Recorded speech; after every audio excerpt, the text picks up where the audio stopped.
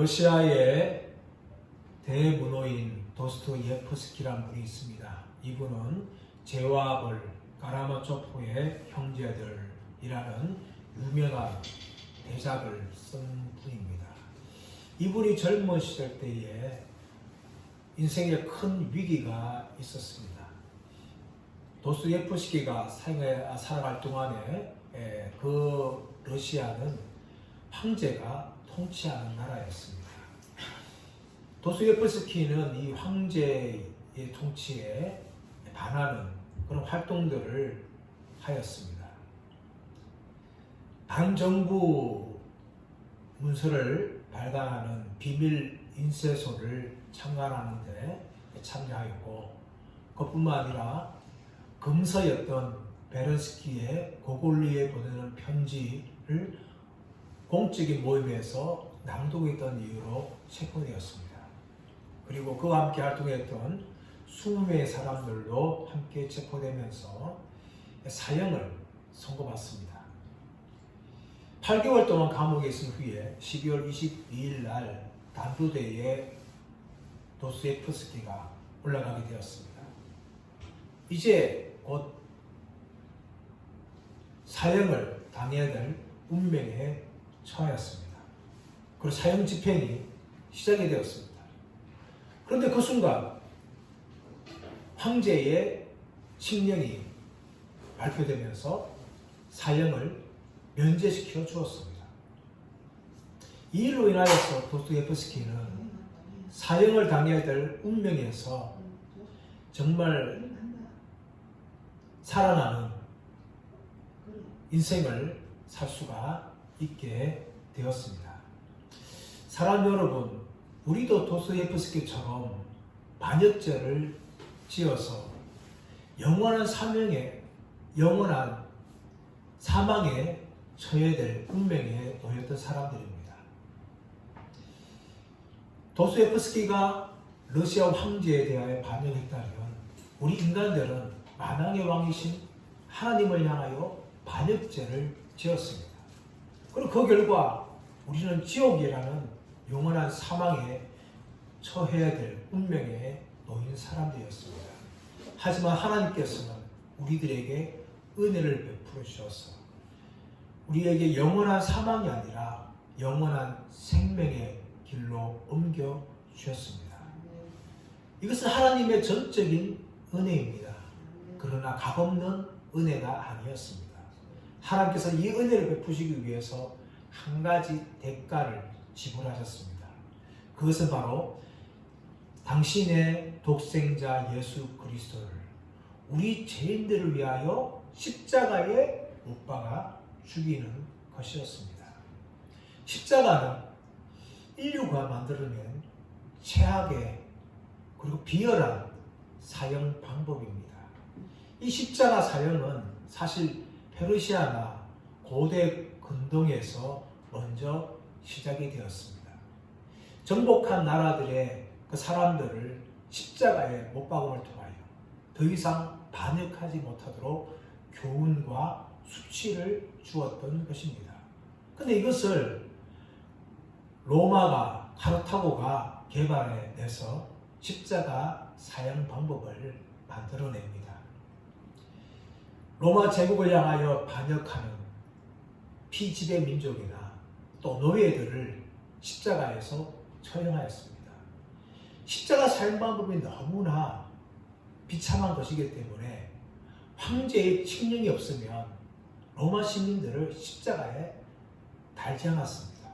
반면에 로마 제국을 향하여 반역하는 피지배 민족들을 십자가에 매달아 죽임을 통하여 더 이상 반역하지 못하도록 아주 엄하게 다스렸던 것입니다. 바로 이 십자가에 우리 주 예수 그리스도께서 십자가에 죽으시는 장면을 성경에서 우리에게 보여주고 있습니다. 그렇다면 이 십자가는 무엇을 말합니까? 바로 우리 죄를 위하여서 조롱당하신 십자가라는 것을 보여주고 있습니다. 우리 27절 먼저 보겠습니다. 27절 시작.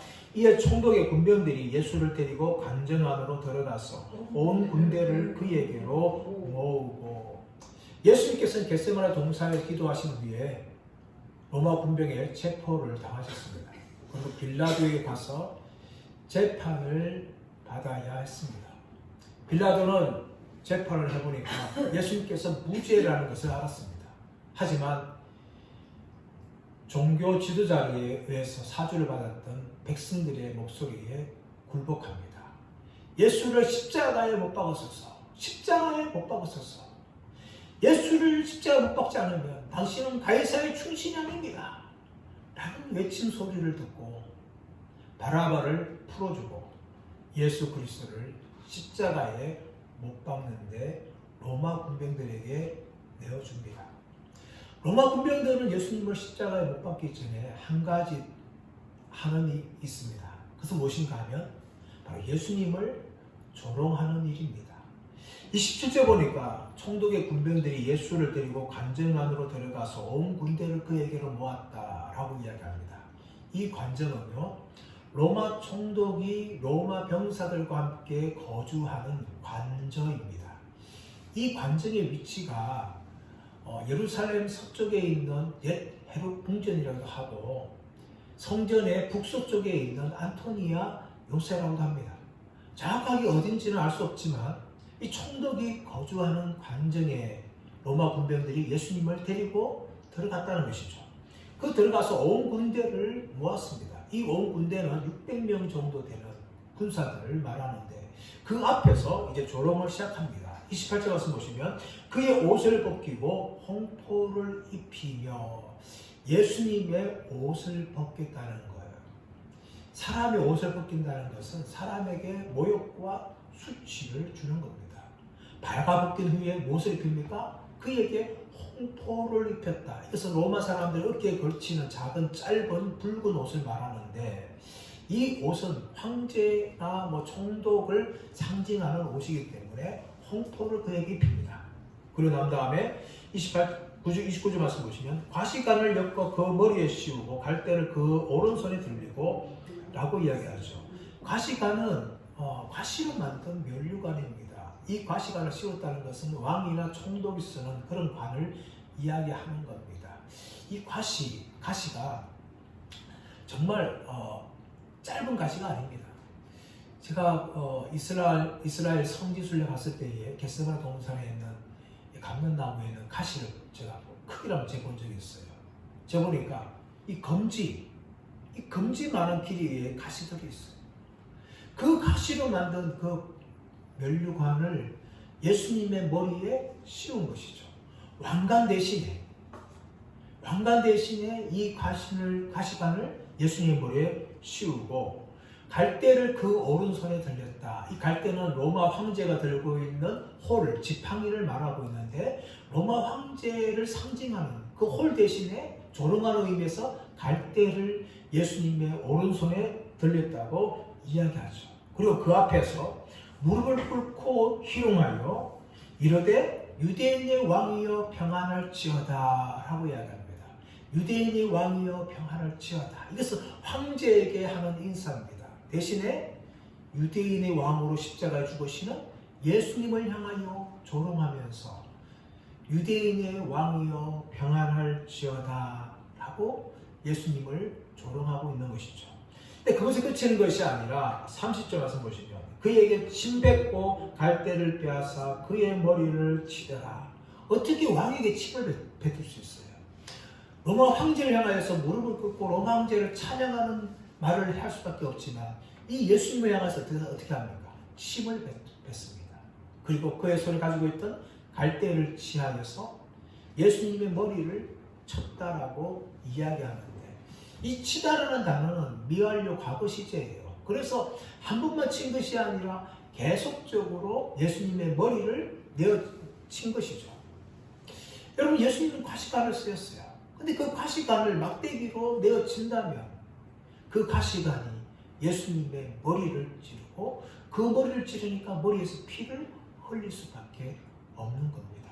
한 번만 치도 힘든데 계속해서 그 갈대를 가지고 예수님의 머리를 내어치면서 예수님을 조롱하고 있는 모습을 보여주고 있는 것입니다.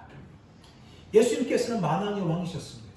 왕의 옷을 입어야 마땅한 분이 홍포를 지금 걸치고 있고, 만왕의 왕으로서 왕관을 쓰실 그 예수님께서 지금 과실관을 쓰시고 계십니다.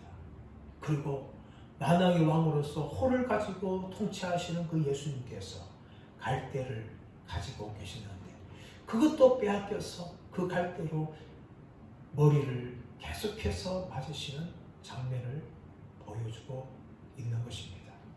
이것은 바로 예수님께서 우리를 위하여서 조롱당하시는 모습을 보여주고 있는데, 이 조롱을 한 후에 31절 말씀 보시면, 희롱을 당한 후에 홍포를 벗기고 도로 그의 옷을 입혀 십자가에 못 박으려고 끌고 나가니라 라고 이야기합니다. 희롱을 당한 후에 홍포를 벗기고 도로 그 옷을 입혔다라고 이야기하죠. 사실 이것은 십자가를 지는 제수들에게 하는 행동이 아닙니다. 십자가를 지는 제수는요, 자기 옷을 벗긴 채로, 배가 벗긴 채로 그 십자가를 지고 가야 되는 거예요. 근데 오늘 말씀 보시면 홍포를 벗긴 후에 다시 예수님의 옷을 입혔다라고 이야기합니다. 학자들 여기에 대해서 더 이상 유대인의 이 감정을 건드리지 않기 위해서 유대 랍비에게 예의를 보여주는 것이다 라고 해석하는 분도 계시지만, 사실 이 부분은 성경을 이루는 말씀이에요. 왜냐하면 시편 22편 18절 말씀 가보시면 그들이 나의 옷을 제비 뽑나이다 라는 예언의 말씀이 나와요. 그 예언의 말씀이 나중에 십자가의 현장에서 군병들이 예수님의 옷을 제비 뽑는 것으로 성취하게 되는 것이죠. 그것이 성취되기 위해서 어떻습니까? 로마 군병들이 예수님의 옷을 입혀야 되는데 자신들도 모르게 성경 말씀을 이루고 있는 모습을 보여주고 있는 것입니다. 이렇게 예수님께서는 로마 군병들에게 조롱을 당하십니다. 하지만 예수님께서는 이 로마 군병들만 조롱당한 것이 아니에요. 39절 말씀 보십시오. 39절, 지나가는 자들은 자기 머리를 흔들며 예수를 모욕하여, 지나가는 자들, 십자가 앞을 지나가는 자들이 자기의 머리를 흔든다는 거예요. 이 머리를 흔든다는 것은 수치를 말합니다. 모욕을 말합니다. 그 사람을 향해 모욕하기 위해서 머리를 흔드는 거예요. 그리고 머리를 흔들면서 무슨 말 합니까? 이르되 성전을 헐고 사흘에 짓는 자여, 내가 만일 하나님의 아들이여는 자기를 구원하고 십자가에서 내려오라 라고 조롱하지요. 지나가지 않을 뿐만 아니라 41절 말씀 보시면 그와 같이 대제사장들도 서기관들과 장로들과 함께 희롱하여 이르되 그가 남은 구원하였으되 자기는 구원할 수 없도다. 그가 이스라엘 왕이로다. 지금 십자가에서 내려올지어다. 그가 그리하면 우리가 믿겠노라 라고 이야기하면서 예수님을 희롱하고 있습니다. 만왕의 왕이신 예수님께서는 로마 군병들에게, 지나가는 사람들에게, 또 대제사장들과 종교인들에게, 그리고 44절 말씀 보시면 함께 십자가에 못 박힌 강도들도 예수님을 욕하였다라고 이야기합니다. 이처럼 예수님께서는 우리 죄를 위해서 십자가를 지셨는데 그 십자가는 사람들에게 조롱과 모욕을 당하는 그런 십자가였다는 것을 우리에게 보여주고 있습니다. 두 번째로 본문의 말씀은 예수님의 십자가는 고난의 십자가라고 말씀합니다. 우리 32절 말씀 시작. 나가다가 시몬이라 구데의 사람을 만나매 그에게 예수의 십자가를 억지로 쥐어가게 하였더라 라고 이야기합니다. 로마 군병들은 십자가에 못 박기 위해서 예수님을 데리고 나갔습니다. 그런데 십자가에 못 박게 하기 위해서 거치는 과정이 있는데 첫 번째가 무엇인가 하면 바로 채찍질하는 거예요. 채찍질. 로마 군병들의 이 채찍질은 아주 잔인합니다. 유대인들 같은 경우에는 40대까지만 채찍질 때리게 되어 있습니다. 하지만 로마 군병들은 그렇지 않아요. 로마 군병들은 죽을 때까지, 죄수들이 죽을 때까지 때리는 것이죠. 그들이 휘두르는 채찍은 9가닥의 짐승 가죽으로 되어 있고 그 끝에는 쇠붙이나 짐승의 뼈들이 달려 있어요. 그 채찍으로 때리면 온 몸이 난장증 된 거죠. 혈관이 터지고 근육이 파열되고 뼈가 드러날 정도로 심한 채찍질을 하게 되는 것이죠. 제수를 채찍질하기 위해서 기둥에 손을 묶습니다. 그 등을 향하여 때린 후에 또 앞을 때립니다. 온몸 전체가 피투성이 되고 심지어 채찍만으로도 얼마든지 죽을 수 있는 상황에 이릅니다. 쫓고사가 죽는 거죠. 이렇게 로마 군병들은 예수님을 십자가에 때린 후에 이제 십자가를 지게 하고 사형 장소로 끌고 가게 되어집니다. 예수님 십자가 지는 그 십자가 틀은 가로되고 무게가 대략 45kg 정도 됩니다. 이미 채찍에 맞은 예수님께서는 45kg의 십자가를 지고 가는 것은 쉽지 않은 이야기예요. 제수들이 십자가를 털을 지고 갈 때에 이미 로마 군병들은 그들을 향하여 너는 이미 죽은 몸이다 라고 말합니다. 제수들도 그 사형틀인 십자가를 지면서 내가 이제 죽는구나 라는 것을 받아들일 수밖에 없어요. 예수님께서는 이미 만신창에 든 그 몸을 가지고 45km 되는 십자가의 가로대를 지고 가고 계셨어요. 하지만 그 길을 가다가 더 이상 기력이 없는 거죠. 더 이상 걸을 수가 없어요. 그때 로마 군병들은 길을 지나가던 구레네 사람 시몬을 대신 지게 하는 것이죠. 구레네 사람 시몬, 이 구레네는 북아프리카 리비아 지역을 말하고 있는데 이 시몬이라는 걸 봤을 때에 이 사람은 유대인으로서 유월절 절기를 지키기 위해서 온 사람이라고 볼 수가 있는 겁니다. 이 시몬이 예수님 대신에 이제 십자가를 지고 이제 언덕을 올라가죠. 어디에 이릅니까? 33절 말씀 보시면 골고다 즉 해골이라는 곳에 이르러. 골고다 즉 해골이라는 곳에 이르러. 골고다는 아람어예요. 해골은 헬라어로 번역한 의미죠. 그래서 골고다의 의미가 무엇인가 하면 헬라어로 해골이라는 의미입니다. 이 골고다 언덕이 정확하게 어디냐? 학자들은 사실 논란이 있어요. 하나는 제일 많은 학자들이 주장하는 것은 무엇인가 하면 예루살렘에 들어가는 주요 도로가 있는 오늘날의 성묘교회 지역이 이 골고다다라고 말하는 분이 계시고, 어떤 분들은 예루살렘 밖 담에서 북서쪽 23km에 있는 고돈의 갈보리 지역이 바로 이 지역이다라고 이야기합니다.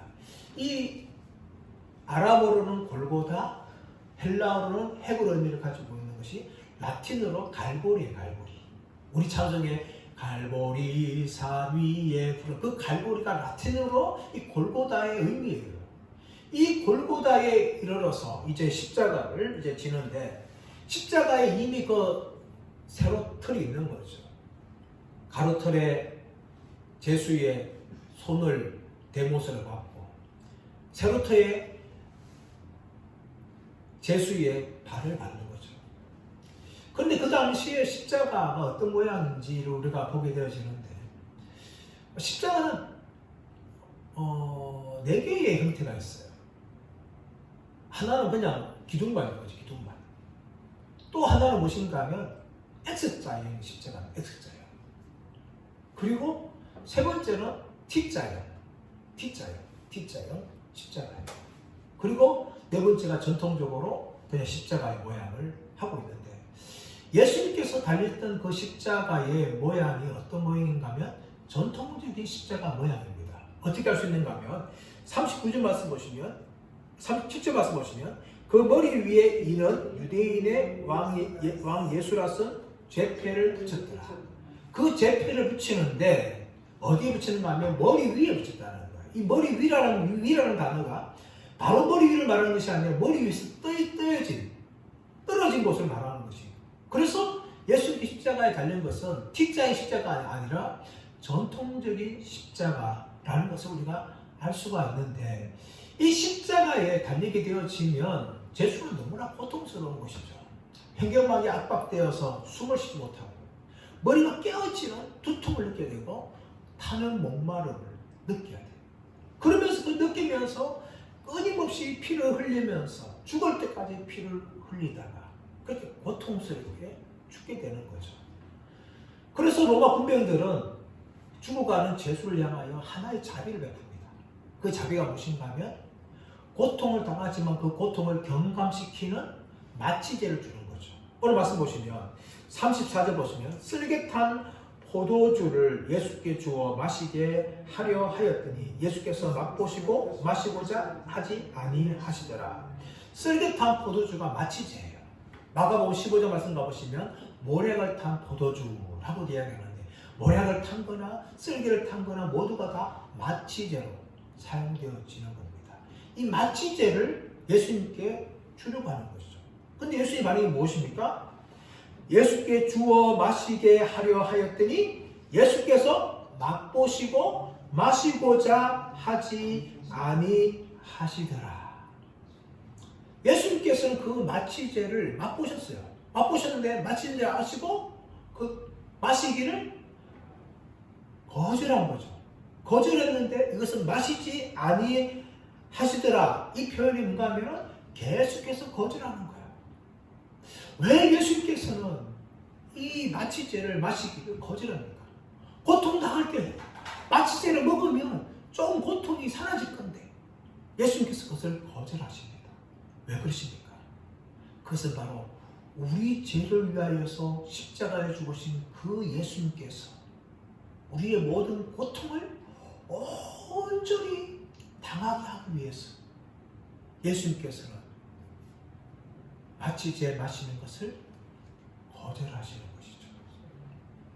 이렇게 예수님께서는 우리 죄를 위하여 끝까지 십자가에서 고난당하시며 이렇게 죽어가십니다. 여기에 대해서 이사야 53장 5절 말씀에는 이렇게 말합니다. 그는 멸시를 받아 사람들에게 버림을 받았으며 강고를 많이 겪었으며 질고를 아는 자라.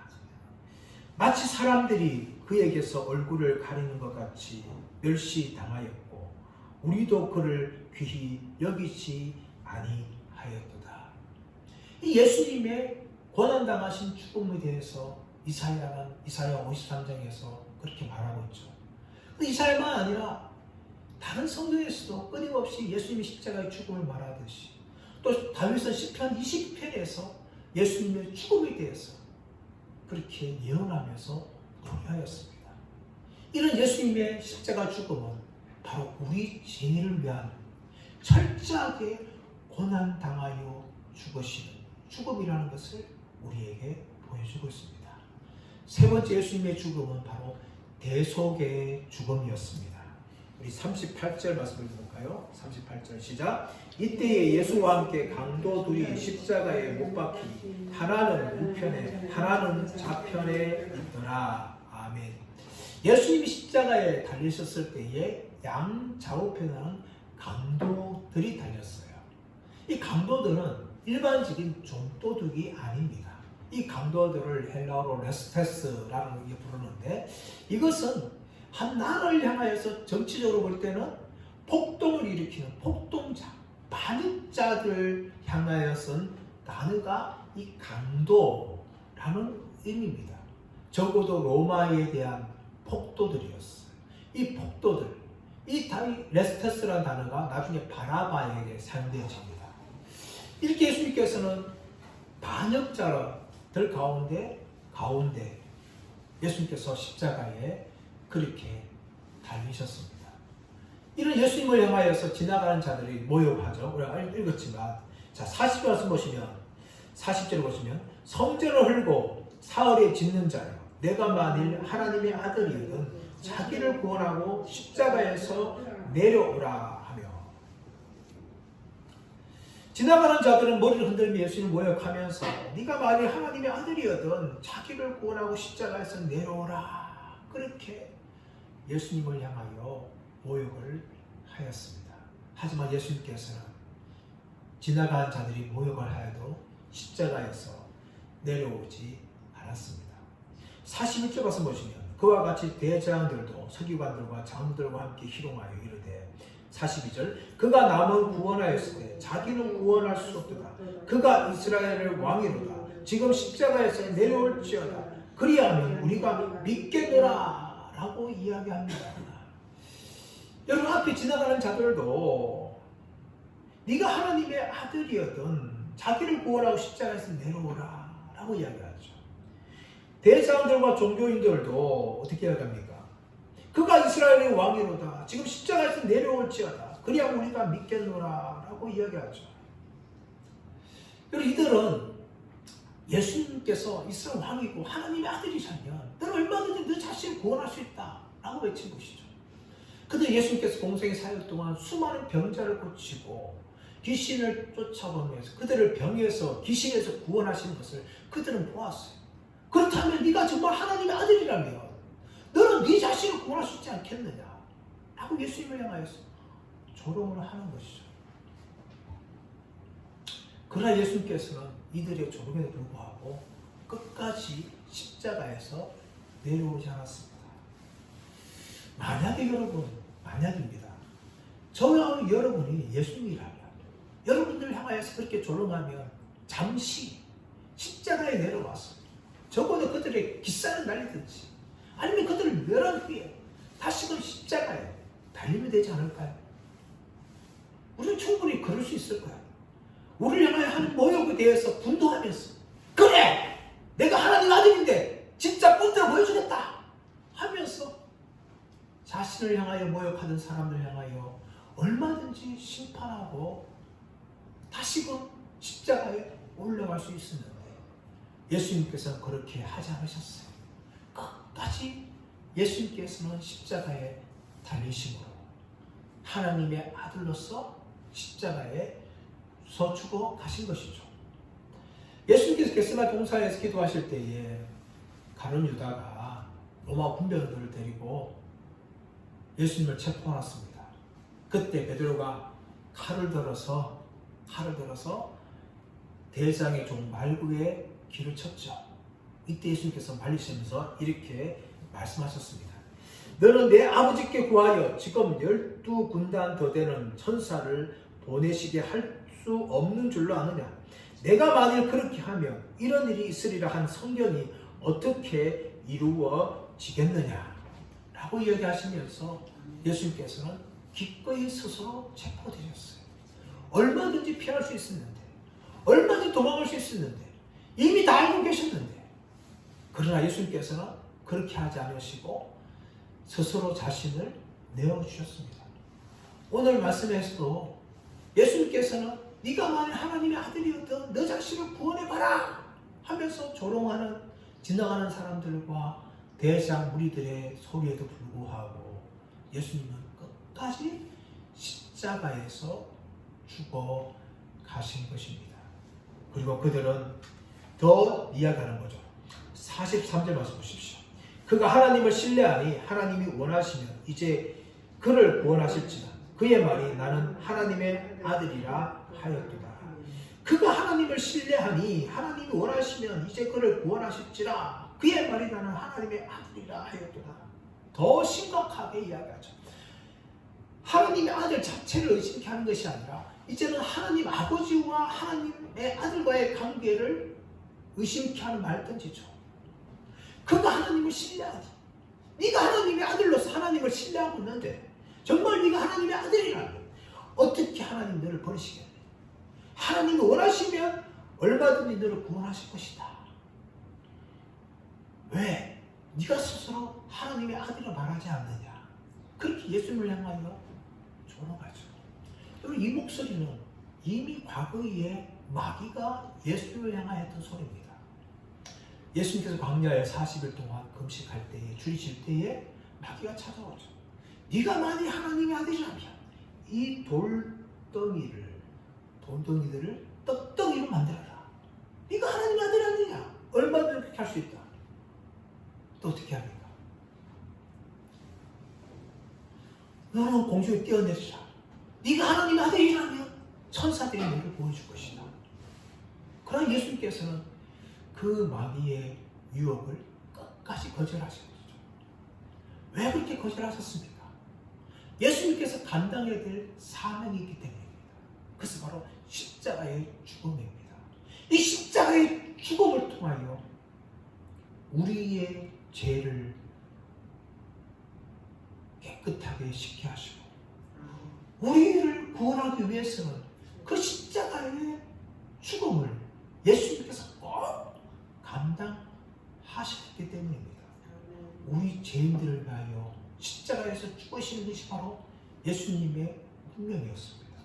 그러나 예수님께서 그것을 거절하지 않으셨고 또 십자가의 달린 그 순간에도 네가 하나님의 아들이라면 내려오라 라고 말하는 조롱에도 불구하고 끝까지 예수님께서는 십자가에서 우리 죄를 위하여 죽으신 것입니다. 베드로전서 2장 24절에 이렇게 말씀하고 있습니다. 친히 나무에 달려 그 몸으로 우리 죄를 담당하셨으니 이는 우리로 죄에 대하여 죽고 의에 대하여 살게 하려 하십니다. 그가 채찍에 맞음으로 너희는 나음을 얻었나니. 갈라디아서 3장 13절. 그리스도께서 우리를 위하여 저주를 받은 바 되사 율법의 저주에서 우리를 속량하셨으니 기록된 바 나무에 달린 자마다 저주 아래 있는 자라 하였습니다. 아멘.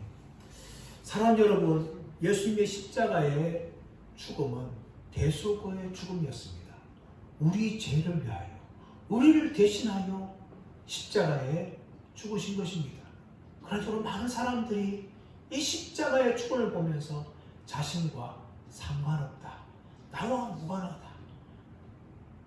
예수의 죽음은 하나님 아들 죽음이 아니라 한 인간의 죽음에 불과하다. 한 범죄자의 죽음에 불과하다. 한 미치광이의 죽음에 불과하다 하면서 십자가를 향하여 여전히 조롱하며 거부하고 있습니다. 하지만 여러분, 저와 여러분에게 이 십자가는 다른 의미를 주고 있는 거예요. 그 십자가를 바라볼 때마다 나의 죄를 위하여 죽으신 예수님의 은혜에 대해서 우리는 감사하고 감격할 수밖에 없는 것입니다. 왜 이런 일이 났습니까? 바로 우리에게 하나님의 은혜가 임하였기 때문입니다. 예수님의 그 죽음은 우리를 위한 모욕과 조롱의 죽음이었고, 우리를 위해서 고난당하신 죽음이었고, 우리 죄를 대신하신, 대속하신 죽음이었습니다. 이 십자가를 볼 때마다 우리는 감사하며 감격하며, 또 이번 한 주간도 우리 죄를 위하여 죽으신 그 은혜에 깊이 감사하며 나아가며, 또 그 십자가를 위하여서 우리의 삶을 드리는 저와 여러분 되시기를 예수님의 이름으로 축원합니다.